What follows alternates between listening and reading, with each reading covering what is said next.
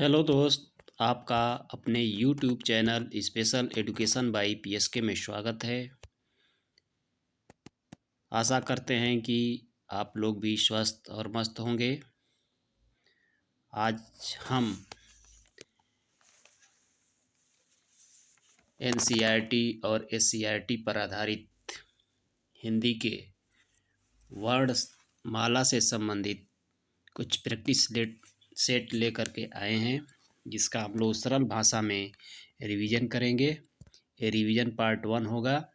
आज से शुरू कर रहे हैं और रोज़ एक एक प्रैक्टिस सेट हम लोग करेंगे, एक एक चैप्टर वाइज। तो चलिए हम लोग देर नहीं करते हुए वर्णमाला के बारे में कुछ जानकारी प्राप्त करते हैं।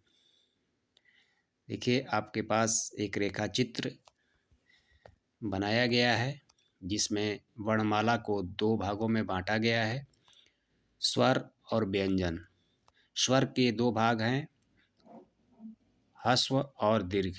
ह्रस्व के 4 वर्ण हैं, अ, ई, उ और इ। और दीर्घ में जो है आ, ई, उ, ए, ऐ, ओ, औ। 7 वर्ण इसमें है, यानी स्वर में 7 और 4 11 वर्ण हो जाते हैं। और व्यंजन में देखिए स्पर्श, अंतस्थ, ऊष्मक, आगत और संयुक्त। कुल मिलाकर के 52 स्वरों की संख्या 11 और व्यंजनों की कुल संख्या 41 होती है। स्पर्श व्यंजन कितने होते हैं? तो 27 होते हैं। अंतस्थ 4 होते हैं, ऊष्मक 4 वर्ण होते हैं, आगत 2 वर्ण होते हैं और संयुक्त 4 वर्ण होते हैं। चलिए दोस्त, हम लोग पहला क्वेश्चन देखते हैं आगे। पहला क्वेश्चन है कि हिंदी में मूलतः वर्णों की संख्या कितनी है? मूलतः वर्णों की संख्या कितनी है? ऑप्शन ए है 50, बी 51, सी 52 और डी 53। तो मूलतः वर्णों की संख्या, इसमें मूलतः वर्णों की संख्या कितनी है ये हमको देखना है। तो इसका ऑप्शन क्या हो जाएगा? ऑप्शन इसका हो जाएगा ऑप्शन सी 52। लेकिन मूलतः वर्णों की संख्या उच्चारण के आधार पर 45 होती है, जिसमें 10 स्वर और 33 व्यंजन होते हैं। ठीक है। और लेखन के आधार पर 52 होते हैं, जिसमें 13 स्वर, 35 व्यंजन और 4 संयुक्त मिलाकर आपका कितना हो जाएगा? 52। यानी क्वेश्चन नंबर 1 का ऑप्शन सी सही है, 52। हिंदी में मूलतः वर्णों की संख्या कितनी होती है? 52। तो इसमें दो प्रकार का है कि उच्चारण के आधार पर 45, जिसमें 10 स्वर और 33 व्यंजन, और लेखन के आधार पर जो होता है 52 होता है, जिसमें 13 स्वर, 35 व्यंजन और 4 संयुक्त व्यंजन होते हैं। चलिए दोस्त, आगे हम लोग बढ़ते हैं दूसरा क्वेश्चन के साथ। तो प्रश्न नंबर 2 है, छ ध्वनि किसके अंतर्गत आती है? छ जो ध्वनि है वो किसके अंतर्गत आती है? ऑप्शन ए है मूल स्वर, बी घोष वर्ण, सी संयुक्त वर्ण और डी तालव्य। तो किसके अंतर्गत आते हैं? तो इसका राइट आंसर आपका हो जाएगा कि छ जो है संयुक्त वर्ण में आता है। इसको हम लोग थोड़ा विस्तार से देखते हैं, कंसेप्ट जान जाते हैं कि संयुक्त अक्षर, संयुक्त जो वर्ण होते हैं कितने होते हैं? 4। कौन कौन होते हैं? छ, त्र, ज्ञ और स्र। ये 4 जो होते हैं संयुक्त वर्ण होते हैं। अब छ जो है कौन कौन अक्षर से बनता है? छ जो संयुक्त वर्ण है, छ ये किसके योग से बनता है? तो क प्लस ख के योग से छ बनता है। ठीक है, तो छ ध्वनि किसके अंतर्गत आती है? तो यह संयुक्त वर्ण के अंतर्गत आती है। संयुक्त वर्ण 4 होते हैं, छ, त्र, ज्ञ और स्र।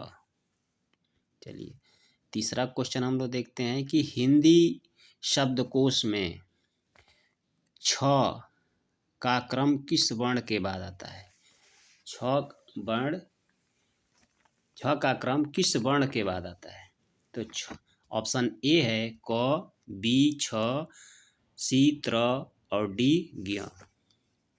तो इसका राइट आंसर हो जाएगा आपका ऑप्शन ए, यानी क वर्ण के बाद आता है छ। क्यों? क्योंकि छ संयुक्ताक्षर है।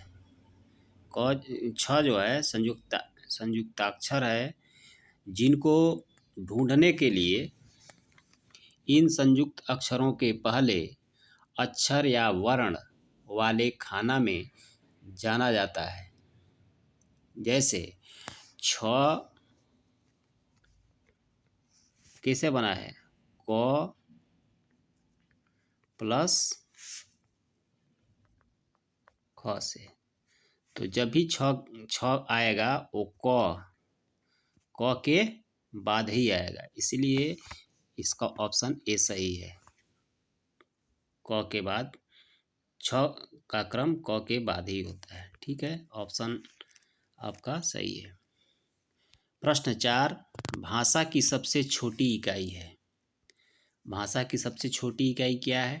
ऑप्शन ए है शब्द, बी व्यंजन, सी स्वर और डी वर्ण। तो इसका राइट आंसर क्या हो जाएगा? इसका राइट आंसर आपका डी हो जाएगा। यानी भाषा की सबसे छोटी इकाई क्या होती है? वर्ण होती है।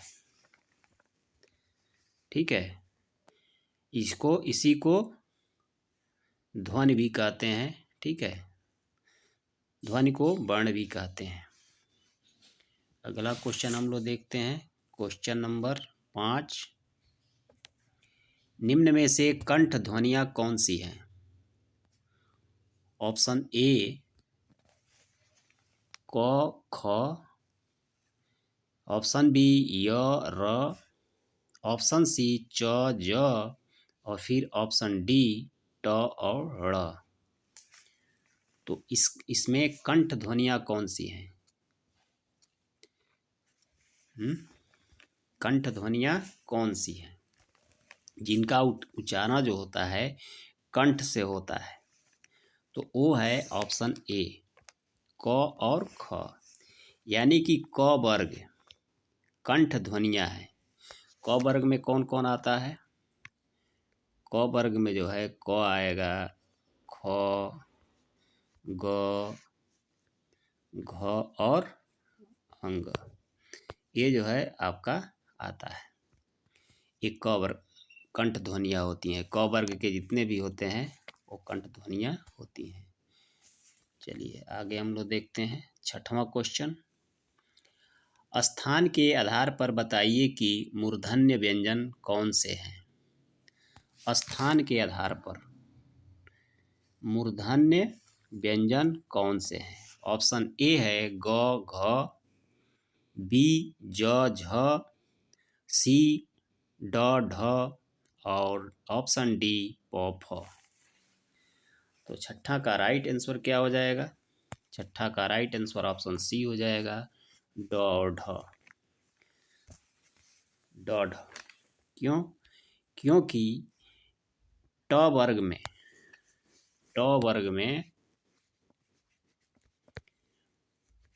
ट, ठ, ड और ढ और ड़ ये आता है जो मूर्धन्य व्यंजन है। ठीक है, मूर्धा किसको कहते हैं? मूर्धन्य किसको कहते हैं? तो मूर्धन्य जो है मुंह के भीतर की ऊपरी छत का अगला भाग से होता है। इसका उच्चारण जो होता है ड और ढ का उच्चारण जो है मुंह के भीतर की ऊपरी जो छत है उसके अगले वाले भाग से होता है, जिसको मूर्धन्य कहा जाता है। इसलिए ये आपका ऑप्शन सी सही है, मूर्धन्य। ऑप्शन डी, ड और ढ। 7वां क्वेश्चन आपका है, निम्न में से अल्प प्राण व्यंजन कौन से हैं? अल्प प्राण व्यंजन, तो सबसे आपको पहले समझना होगा कि अल्प प्राण कहते किसको हैं। प्राण का मतलब होता है वायु या हवा, ठीक है, हवा होता है। जिन व्यंजनों का उच्चारण में मुख से कम हवा निकले, ठीक है, उसको अल्प प्राण कहते हैं, अल्प प्राण कहते हैं। तो हर वर्ग में जो होता है पहला और तीसरा पांचवा व्यंजन, ये क्या होता है? अल्प प्राण होता है। कौन कौन? पहला, तीसरा और पांचवा, एक एक छोड़ करके। तो इसका राइट आंसर 7वां का आपका हो जाएगा ऑप्शन बी, आपका क और ग। अब देखिए, क जो है पहला है, क वर्ग में, क वर्ग में क का है पहला है, फिर पहला के बाद से तीसरा, ख और उसके बाद ग, ये तीसरा हो गया।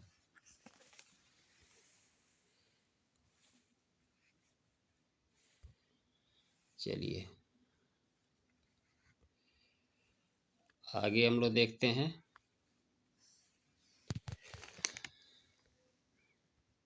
छठा हो गया। 7वां क्वेश्चन है कि अल्प प्राण, ये हो गया 7वां। 8वां देखते हैं। 8वां क्वेश्चन, निम्न में से नासिक की व्यंजन कौन सा है? नासिक की व्यंजन, तो नासिक की व्यंजन कौन सा है? ऑप्शन ए है ख, बी य, सी ग और ऑप्शन डी ज। तो 8वां का राइट आंसर क्या हो जाएगा? ऑप्शन बी हो जाएगा य। य जो है क्या है? नासिक के वर्ण है, नासिक के व्यंजन है य। तो नासिक व्यंजन किसको कहते हैं? क वर्ग, च वर्ग, ट वर्ग तथा त वर्ग, प वर्ग के पांचवा व्यंजन जो होता है वह जो है क्या होता है? नासिक व्यंजन होता है, यानी क वर्ग का अंग, ठीक है। उसी तरह से पांचवा वर्ण होता है, पांचवा व्यंजन वो नासिक होता है। तो इसका ऑप्शन कौन सा सही है? Option B. 9वां है,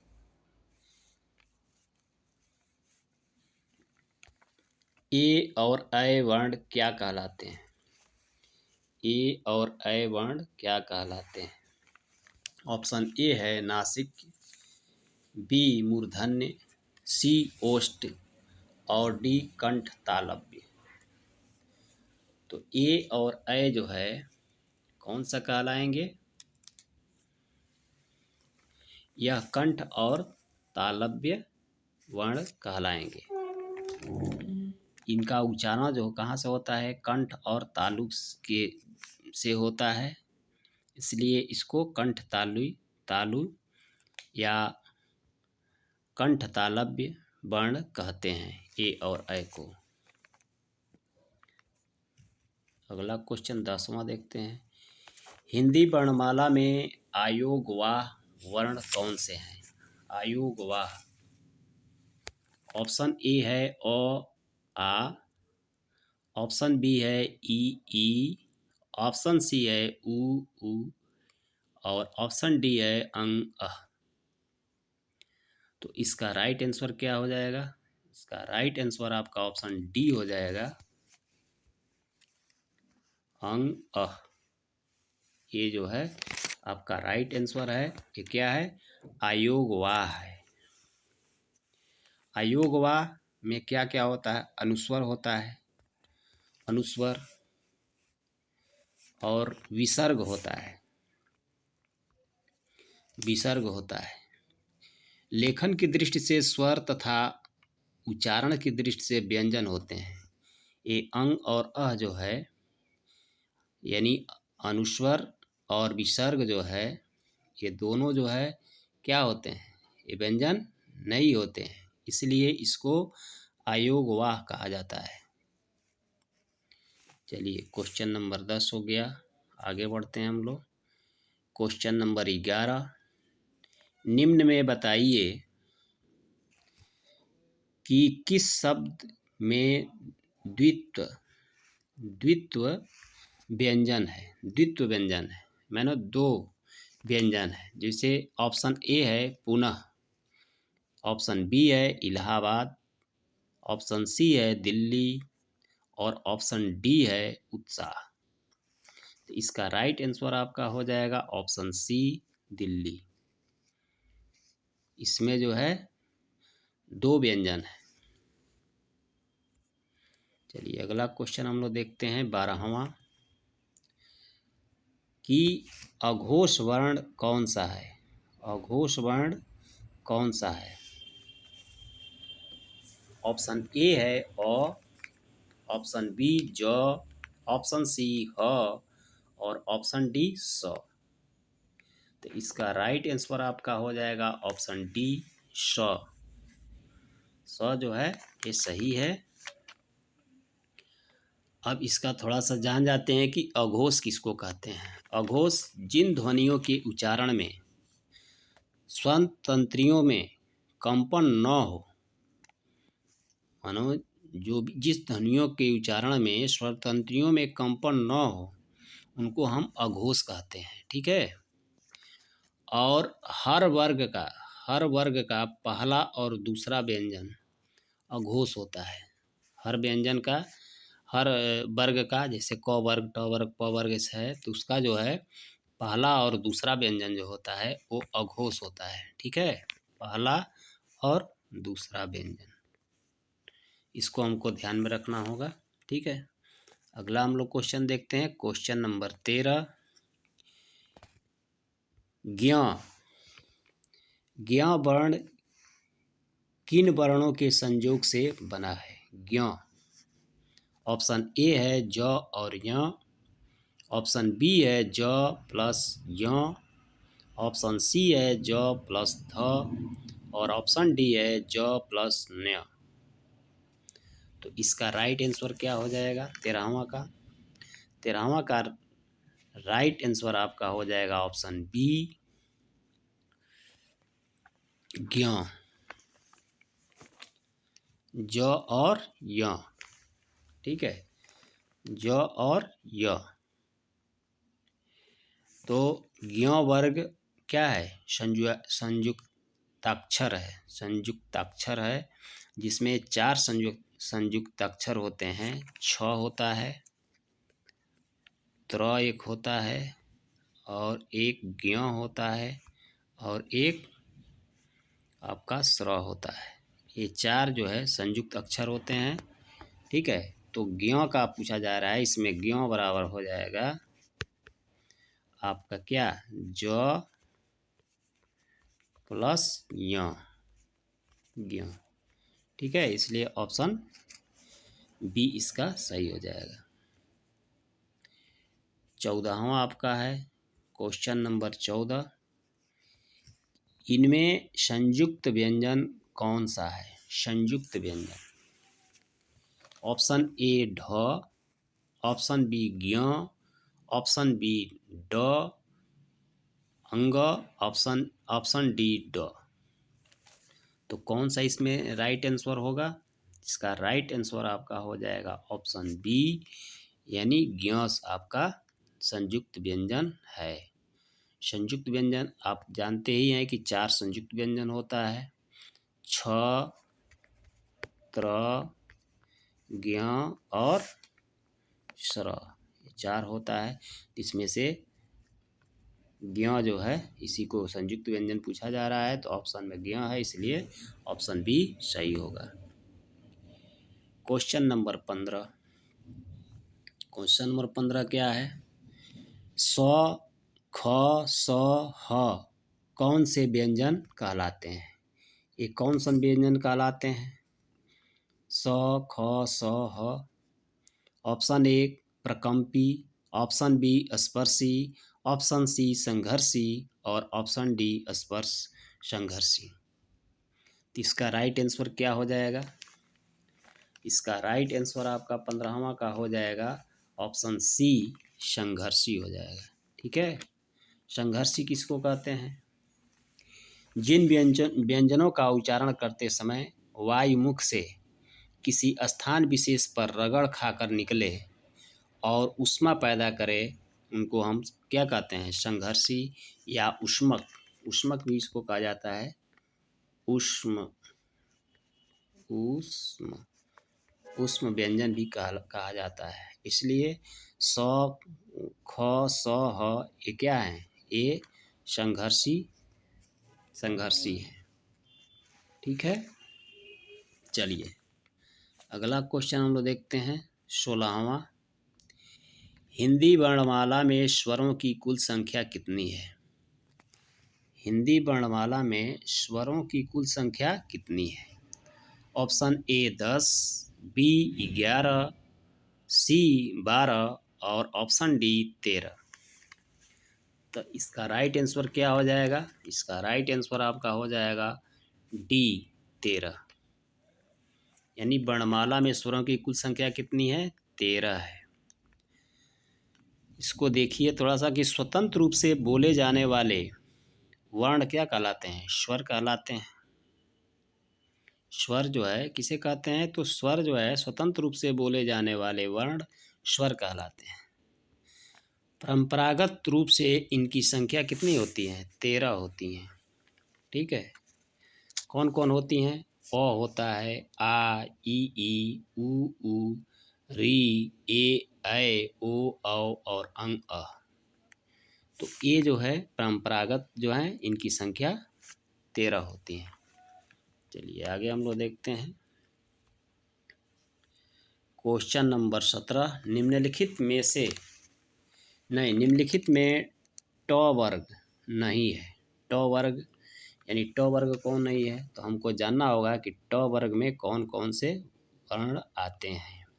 तो ऑप्शन ए है ठ, बी ढ और सी ड़ और ऑप्शन डी घ। तो ट वर्ग में कौन सा नहीं है? बताइए। 17वां का जो है आपका घ सही हो जाएगा, यानी डी जो है सही हो जाएगा। ट वर्ग में कौन कौन आता है? ट वर्ग में आपका आएगा ट आ जाएगा, ठ आ जाएगा, ड आ जाएगा, ढ आ जाएगा और ड़ आ जाएगा। तो इसमें से उपयुक्त ये तीनों हैं, जबकि घ नहीं है। चलिए 18वां क्वेश्चन देखते हैं। Question number 18। निम्नलिखित में कौन स्वर नहीं है? कौन स्वर नहीं है? ऑप्शन ए अ, ऑप्शन बी उ, ऑप्शन सी ए और ऑप्शन डी य। तो इसका राइट आंसर क्या हो जाएगा? इसका राइट आंसर आपका ऑप्शन डी हो जाएगा य। य जो है वो स्वर नहीं है। क्या है? तो वो व्यंजन है। ठीक है, स्वर कितने होते हैं? स्वर होते हैं 13। परंपरागत रूप से 13 होते हैं। उच्चारण की दृष्टि से कितना होता है? उच्चारण की दृष्टि से इनकी संख्या 10 हो जाती है। ठीक है, 10 में आ जाता है ओ, आ, ई, उ, ए, ऐ, ओ, औ। और परंपरागत में 3 जुड़ जाते हैं। कौन कौन? री जुड़ जाता है, फिर अंग जुड़ जाता है और फिर कौन? जो है ए। ये 3 जुट करके परंपरागत में 13 हो जाते हैं, जबकि उच्चारण की दृष्टि से जो है ये इनकी संख्या 10 होती है। इसलिए इसमें ऑप्शन डी सही है। यो जो है वो स्वर नहीं है, वो क्या है? व्यंजन है। Question number 19। कौन सा अमानक वर्ण है? कौन सा अमानक वर्ण है? ऑप्शन ए ख, बी ध, ऑप्शन सी झ और ऑप्शन डी भ। इसका राइट आंसर आपका हो जाएगा ऑप्शन सी झ। झ अमानक वर्ण है। चलिए 20वां, हिंदी वर्णमाला में व्यंजनों की संख्या है। हिंदी वर्णमाला में व्यंजनों की संख्या है। व्यंजनों की संख्या कितनी है? ऑप्शन ए है 32, बी 34, सी 33 और ऑप्शन डी 36। तो इसका राइट आंसर क्या हो जाएगा? इसका राइट आंसर आपका ऑप्शन सी हो जाएगा 33। 33 परंपरागत रूप से जो है व्यंजनों की संख्या कितनी होती है? 33 होती है परंपरागत रूप से। ठीक है, और इसमें दो द्विगुण व्यंजन ड और ढ को जोड़कर वो कितना हो जाता है? 33 प्लस 2 जोड़ करके कितना हो जाएगा? 35 हो जाता है। चलिए, इसलिए हिंदी वर्णमाला में व्यंजनों की संख्या कितनी हो गई? 33 होती है। अगला क्वेश्चन देखते हैं कि हिंदी वर्णमाला, 21वां क्वेश्चन है कि हिंदी वर्णमाला में स्वरों की संख्या कितनी है? तो स्वर अभी हम लोग जाने कि 13 परंपरागत रूप से होती है और उच्चारण की दृष्टि से 10 होती है। तो यहाँ ऑप्शन है, ऑप्शन ए है 8, बी 9, सी 11 और डी 14। तो इसमें जो है इसका राइट आंसर आपका हो जाएगा ऑप्शन नंबर सी हो जाएगा 11। 11 इसका सही हो जाएगा, क्योंकि उच्चारण की दृष्टि से जो है आपका 10, ठीक है, और 2 अंग और अह, ये मिल करके 12 हो जाते हैं, जबकि विकल्प में 12 नहीं है, इसलिए 11 सही हो जाएगा, वही उसके नज़दीक है। क्वेश्चन नंबर 22, छ ध्वनि का उच्चारण स्थान है। छ का उच्चारण स्थान कहाँ है? ऑप्शन ए दंत, बी ओष्ठ, सी तालव्य और डी वत्स्य। तो इसका छ का उच्चारण कहाँ होगा, कहाँ से होगा? इसका उच्चारण आपका सी है, ऑप्शन तालव्य से। छ, देखिए छ बोल करके देखिए, इसका उच्चारण जो है स्थान जो है कहाँ से हो रहा है? तालु से हो रहा है, तालु से। छ व्यंजन च वर्ग में आता है, च वर्ग में ही आता है, और च वर्ग जो है उसका उच्चारण कहाँ से होता है? तालु से होता है। ठीक है, और तालु किस कहाँ होता है कि मुंह के भीतर के ऊपरी छत का पिछला भाग, उसको क्या हम बोलते हैं? तालु। चलिए अगला क्वेश्चन हम लोग देखते हैं। क्वेश्चन नंबर आपका 23, य र ल व किस वर्ग के व्यंजन है? किस वर्ग के व्यंजन है? ऑप्शन ए तालव्य, बी ऊष्म, सी अंतस्थ और ऑप्शन डी ओष्ठ।